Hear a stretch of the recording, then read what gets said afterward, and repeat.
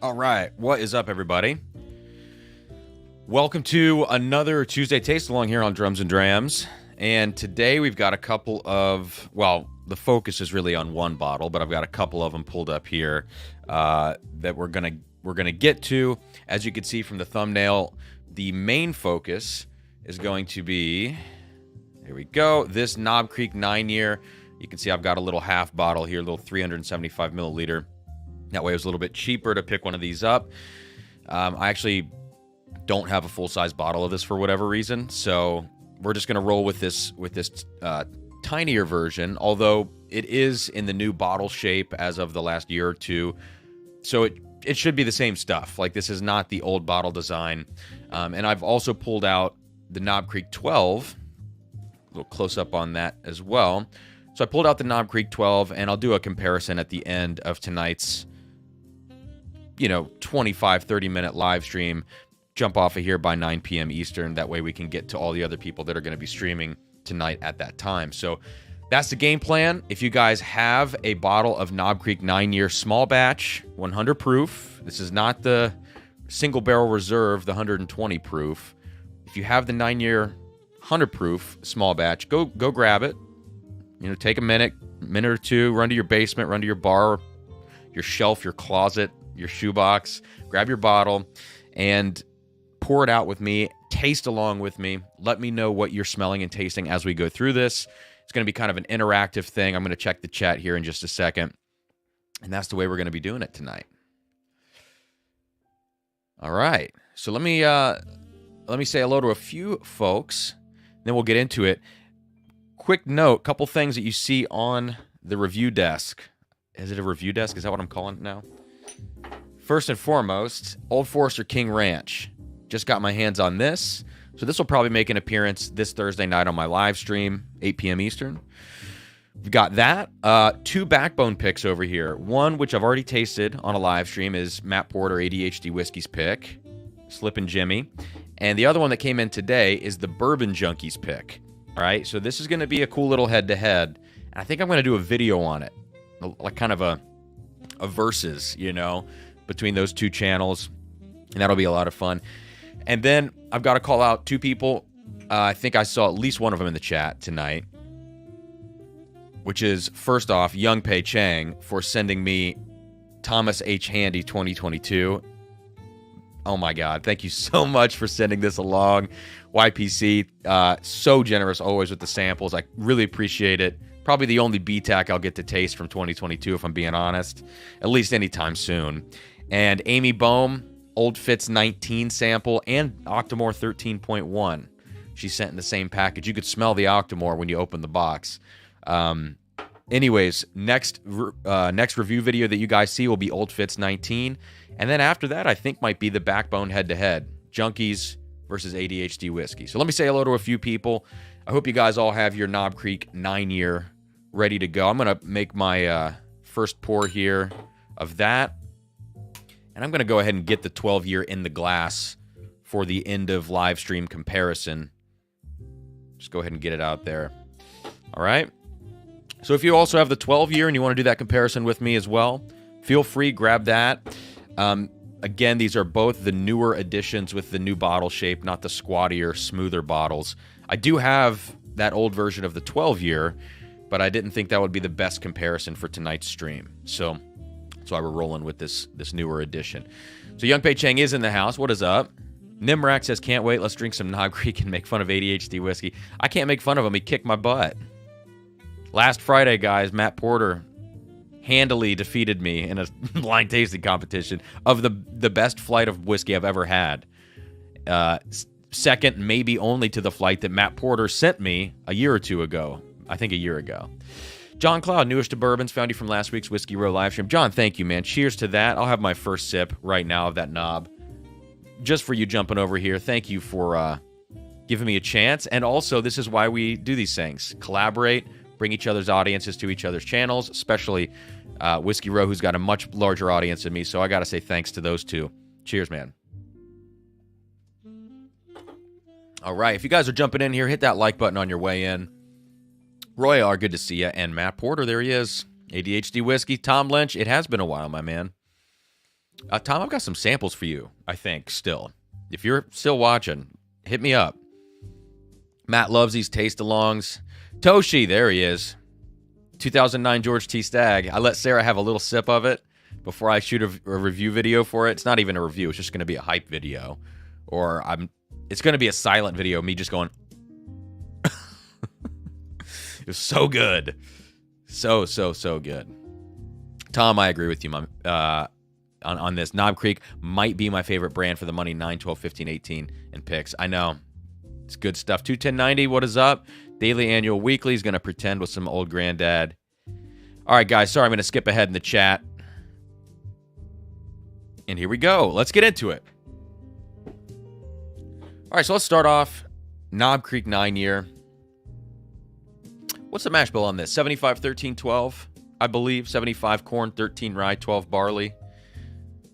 Believe that's the case. So let's get into it here on the nose. 100 proof, 9 years age stated. Color-wise, it's kind of like if I had my 64 pack of crayons, I'd call that a goldenrod. I don't know. But it's maybe not as dark as I don't know. I guess I don't remember what I remember about this. So let's just go in for the nose and see what we get.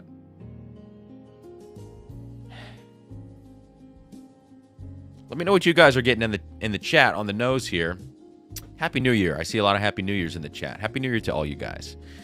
Hope you had a good holiday week or two with your family and your friends. So first off on the nose,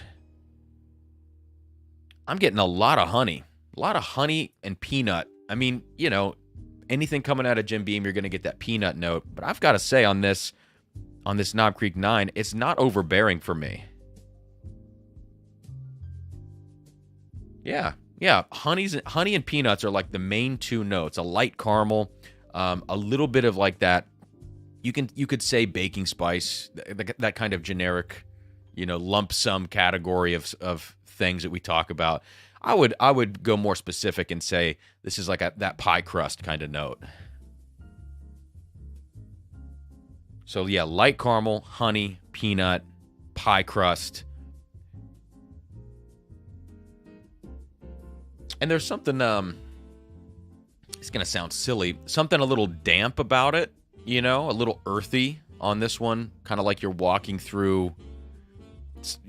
somewhere after the rain, or you're just in some sort of damp wooden structure. So, let me know in the chat if you guys are smelling along with me. What do you get in terms of fruit on this one? Because for me, I don't want to say it just yet. I'm curious to hear from all of you. What do you guys get in terms of fruit quality? I'm going to focus on the oak real quick, but you guys, let me know about the fruit notes in here. I would say oak-wise, this is a really integrated oak profile to the other notes I've already talked about, especially like the honey, peanut, light caramel. The oak just kind of hugs all of those things and brings them together. It doesn't stand out over the top. And if anything, I would say it's a little more in the background than it is in the foreground.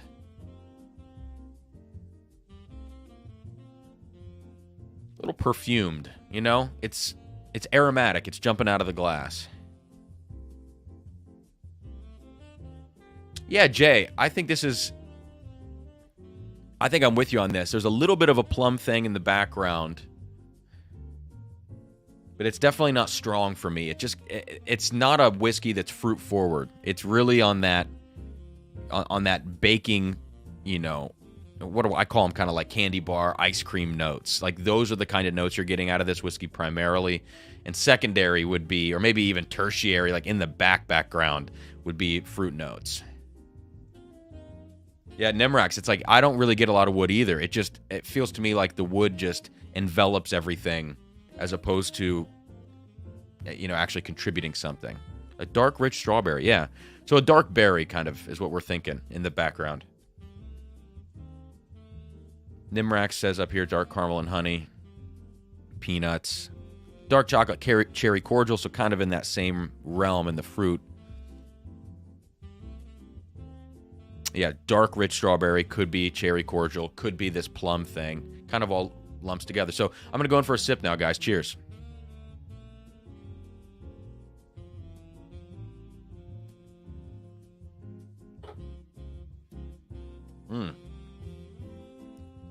That bites you.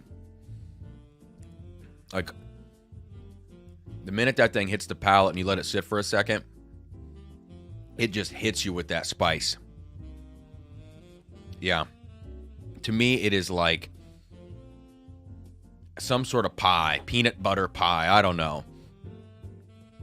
But it's really, really spicy on the palate. That doesn't, the spice carries through, but it does start to sweeten up in the middle. As this thing, develops and rolls back, does start to sweeten up a little bit more. But for me, that first impression is all spice, which is cool. It's got a nice pop. It drinks its proof, that's for sure, 100 proof.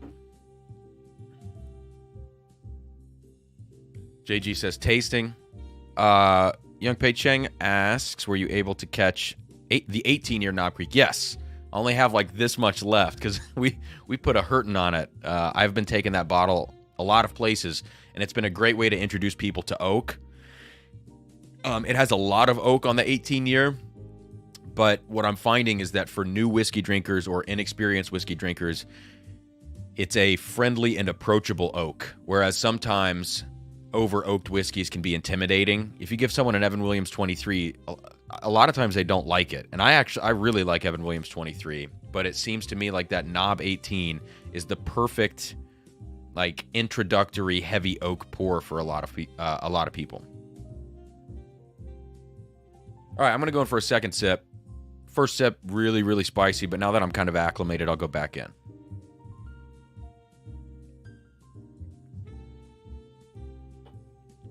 Yeah, and that second sip really calms it down.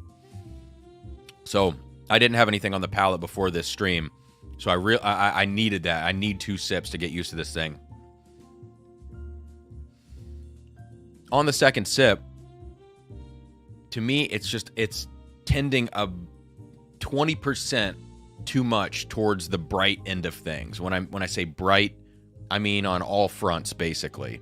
Spiciness, it's really, really kind of sitting up. It's bright in terms of like the caramel profile, the peanuts. The peanut thing is pointed. It's sharp on the palate. It just is a little bit bright for me, and that's always kind of been my complaint. And I wanted to see if it held true on this newer edition with the new bottle design. It's always been the thing I've thought about with a lot of these Knob Creeks that aren't single barrels or that aren't highly aged, is they just feel a little bit bright and sharp to me.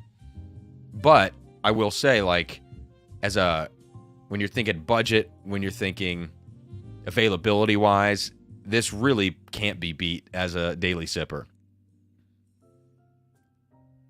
Isaiah says 18 was too oak for me. Yeah, to me, it's like right on the edge. And I would be so curious whether 10 to 15 additional proof points would make it even more oaked, or would actually add enough spice to counteract it, enough proof to counteract it. Let me know what you guys think about this one in the chat, and then we'll move on to the comparison to this new 12-year. If you have one of those 12 years, make sure you grab it in the next couple minutes. Knob Creek is one of the few bottles that actually tends to do better proof down. It feels like the fruitiness comes out more, and the bitter oak and nuttiness is toned down, says Ben. That's interesting. I might give that a go. Might give that a go here. Let me grab a new glass. Like an hour ago, I installed a little stemware rack on one of my shelves so I can hang my glasses now. So I had to use that for the first time just now. So I'll have another pour of this. I'll throw just a splash of water in this Knob Creek 9 and just see what happens. I mean, it's got enough spice to stand up to, what I would imagine would be a couple drops of water. Let's see. We'll put it in the fresh pour. This is the treacherous part. I don't have a pipette. All right. A little bit of water.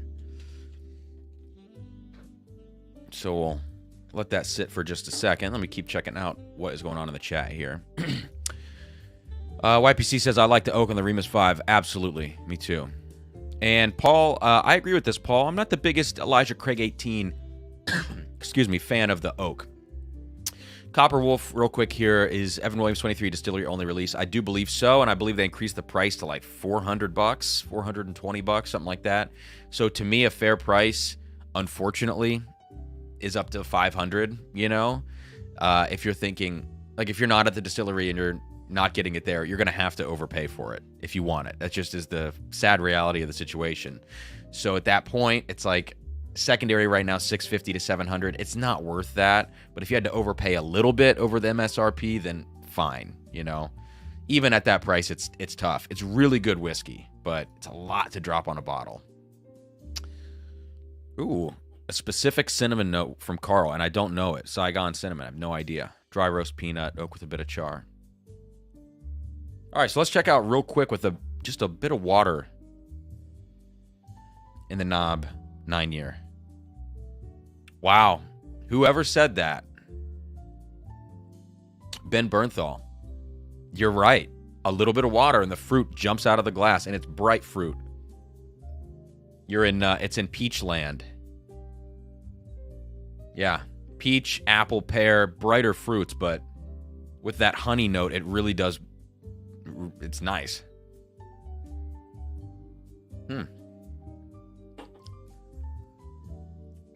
Palate, that's actually not so bad.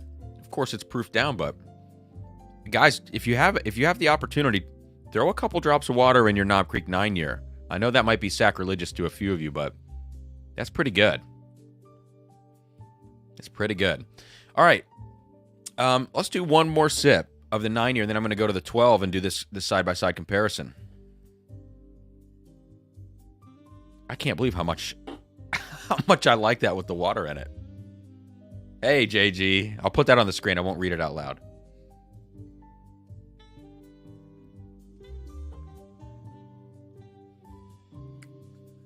Woo.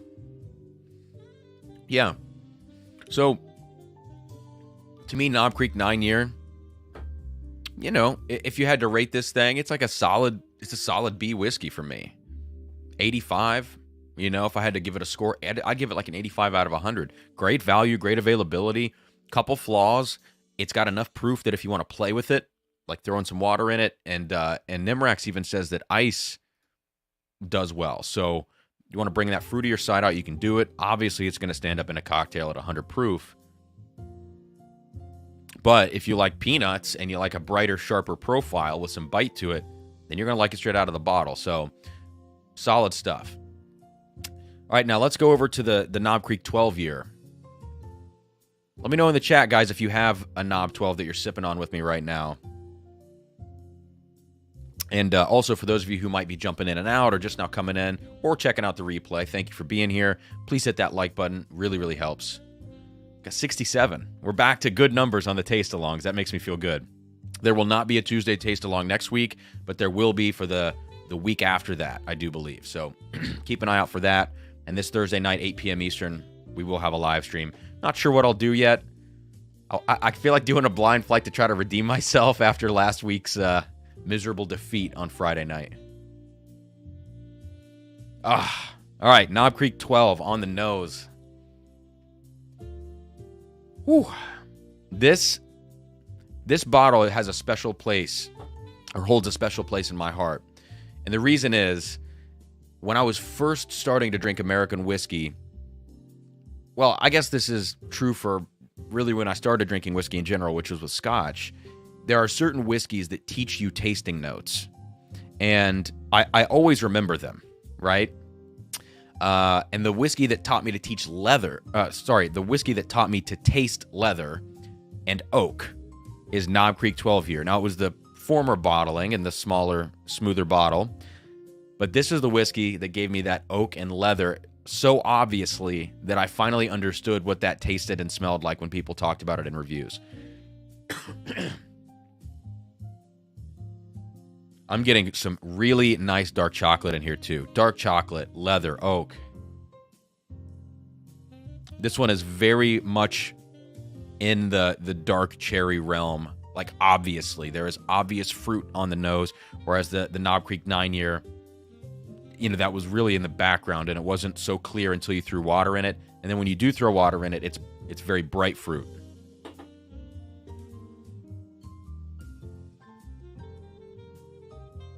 But yeah, this is definitely here. This is what I really want to say is that I'm shocked what 3 years of difference is doing for this. Same proof point. You know, the 12-year theoretically in the batch could have older stuff, but so could the 9-year, even though it's a more mass-produced product. But let's just say they are truly all 9-year stuff in this bottle and truly all 12-year. It's amazing to me what this 3-year difference does. I can't believe it.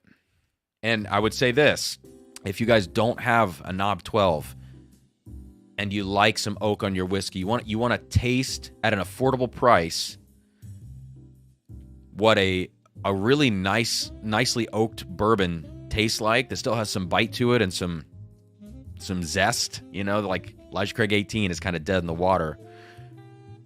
$70, $60, pick up a Knob Creek 12-year. I'm telling you, this is one of my favorite go-to whiskeys. I recommend it for everybody in this price range.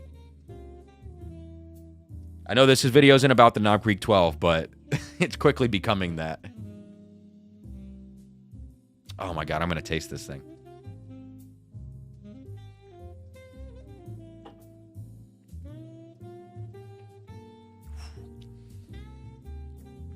The palate's good. Oh, man. The back end. Dark chocolate, coffee. It's got that kind of bitter sweetness to it. You're getting a lot of the sweeter notes, like boozy caramel sauce,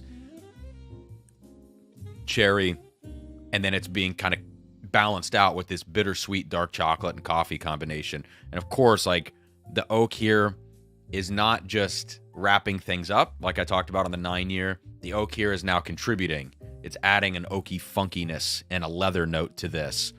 Like an old leather wallet.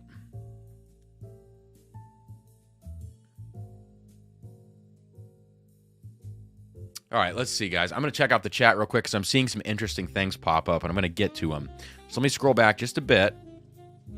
Nimrak's got a 12. Carl, no 12 on hand. Personally likes it better, 120. I totally agree. Young Pei Cheng drinking Booker's Kentucky tea. I have not tried that batch yet. But I've heard that it's kind of an off-profile batch in a good way, which is cool. Amy, what is up? Good to see you. Got to have another sip of this 12-year while I check chat. Mike B, thanks for being here, even though you're doing a dry-ish January. Good on you. Tom Lynch had EC18. Loved it. For me, if I start the night with the EC18, I'm cool. Elijah Craig, for those of you wondering about the abbreviation, possibly. Keith gets cherry 2 on this. Ben, I would get cases of that first batch of Knob 12 if I could. It hits all the boxes. Yeah, I like both batches for different reasons. I don't know if I can pick a favorite. I'd have to do it blind. Thanks, Nimrax. Isaiah says, cream soda on the nose of the Knob Creek 12. Let's see. I can see what you mean, what you're talking about. To me, it's more of like a root beer. You know, it's a little bit on that darker side of things, but I understand what you're saying. To me, though, if I'm going to go cream soda or root beer, it needs to be like super present. And to me, for this one, I have to kind of get myself there to think about that. That doesn't mean I'm disagreeing with you at all. But that's a real specific note for me to find for whatever reason. And it took me a long time to find it the first time. Basically till like 3 months ago when I tried Old Louisville Batch 1. That it was like, oh, this is completely cream soda all the way. Joe says, Cam, a source that I'm 100% sure knows things, especially about Knob Creek, tells me that the Knob 12s bottled in 2022, which is this, have a pretty significant portion of 15 to 16-year-old whiskey. I would 100% believe that because it's really good.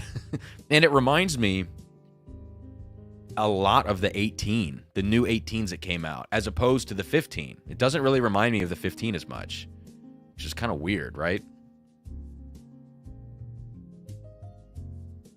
Oh, Nimrax with a crazy note. Only a few will get this. Actually, who was I just talking to? Isaiah?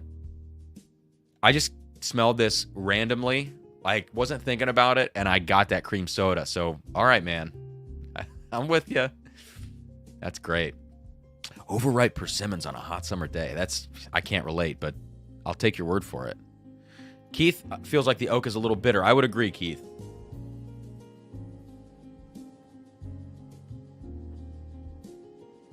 Yeah. It's sour, too. You guys get that?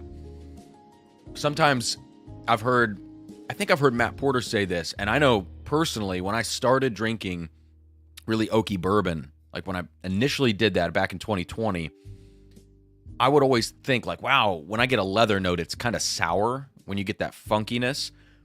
So I would say bitter and sour on this one. Latte Dad, what's up? Sean, good to see you. Oh, Jared, you got the baller version of this, the 12-year cask strength. That is one of the all-time bottles for me, man. It was so good. All right. So final comparison here. Let's go side by side. 9-year with no water.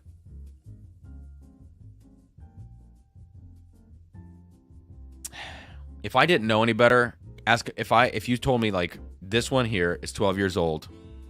Now we know from Joe that it probably has older stuff in the blend. But let's just say it's 12. And that's what the label says. So you tell me this is 12 years old. And then you handed me this blind. I would say this is half the age. I'd say this is 6 years old. That's how stark the difference is in these.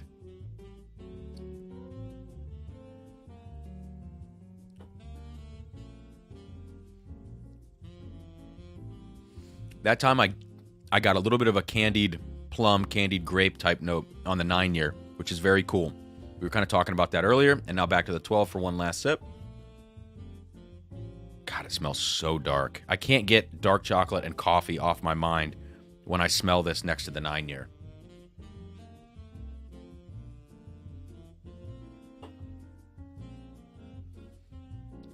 It's really good. It's not perfect.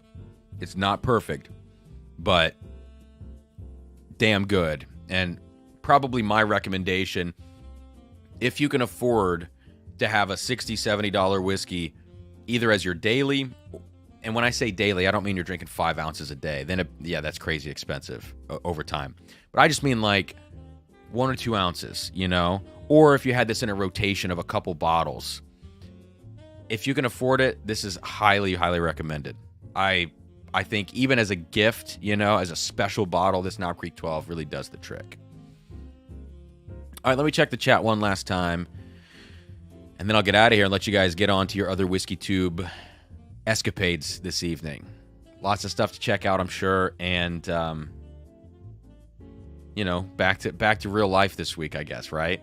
With the new year behind us. Let's see. Nimrak says the fruit was much more forward on the 12 than the 9. Really sweet peanut forward with oak on the back of the palate.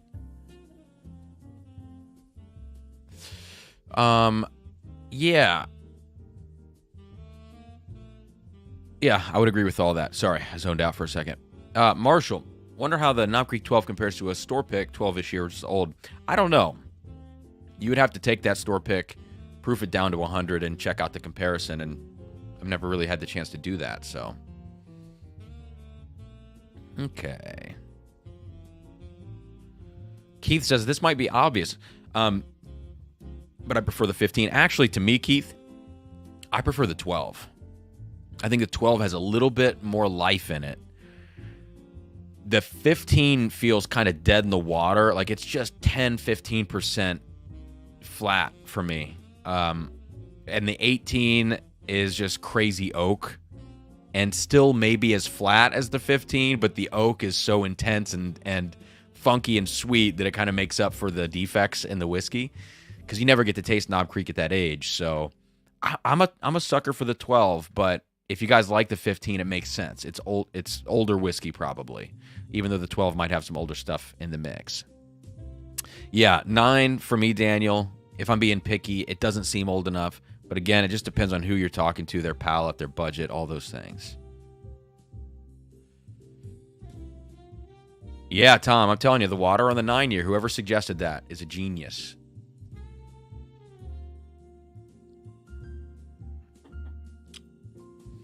Did you get any bookers at all for... I got the Lumberyard, popped it open, hated it, and traded the open bottle away locally. So I'm not going out of my way to get any of the bookers this year. It's like if I get to try a sample, I'm cool. And if I don't, I'm also cool, But yeah, I wouldn't want to, the Kentucky tea that you've got, like, I've got nothing to put up for that, you know, because it's not on my wish list. It's all of the Bookers from this point forward are try before I buy. All right, guys. Well, this was a lot of fun. Thank you for joining me and hanging out and tasting along. I love doing these things. I love getting the thumbnail up a little bit earlier than like an hour beforehand. So I think I got it up this morning, which was nice. And, you know, get a few more folks hanging out on these. So check back in 2 weeks for the next Tuesday taste along. I believe it'll be then. Don't have a bottle picked out yet. Maybe I'll do a poll for my patrons or on my YouTube community tab. Otherwise, this Thursday night, 8 p.m. Eastern, we've got a live stream coming up. Next video you see from me is going to be Old Fitz Bottled and Bond 19-year insanity. But I've tasted it, and I have some thoughts. And then after that, I think I'll be putting a video out of the Junkies versus ADHD whiskey backbone picks. We'll just see what happens. But for sure, Old Fitz 19 is next. And I'll see you Thursday night if you can come hang out. That's it. Thank you for being here. Appreciate you all. Have a good rest of your night. I'm going to try to get to bed at a decent hour this evening. All right. I'm going to end with a final sip. I'll do the 12 here. I've got to. 9 was the focus, but here I am drinking the 12. So cheers, guys.